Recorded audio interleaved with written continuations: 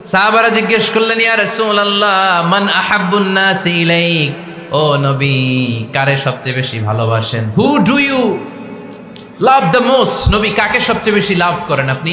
সাহাবারা প্রশ্ন করলেন, ইয়া রাসূলুল্লাহ কাকে লাভ করেন বেশি? আল্লাহর হাবিব সাল্লাল্লাহু আলাইহি ওয়াসাল্লাম বললেন, আয়েশা, আয়েশা রে। সুবহানাল্লাহ কইবেন না? সাহাবারা বললেন, ওমিনার রিজাল, পুরুষদের মধ্যে কারে বেশি পছন্দ করেন? বিশ্বনবী বললেন, আবুহা, আয়েশার বাবা রে। সাইয়েদনা আয়েশা রাদিয়াল্লাহু তাআলা আনহার বাবার নাম কি? আবু বকর। কি নাম? আবু বকর। আল্লাহর হাবিব সাল্লাল্লাহু আলাইহি ওয়াসাল্লাম বললেন, সবচেয়ে বেশি লাভ করি আয়েশাকে।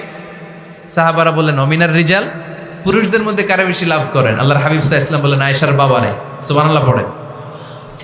আম্মা জান আয়েশাকে বিশ্বনবী এত ভালোবাসতেন। আম্মা জান আয়েশা পেয়ালার যেইখানে ঠোঁট লাগিয়ে দুধ পান করতেন, বিশ্বনবী পেয়ালার ওই জায়গাটা খুঁজে খুঁজে ওই জায়গায় ঠোঁট লাগিয়ে দুধ পান করতেন।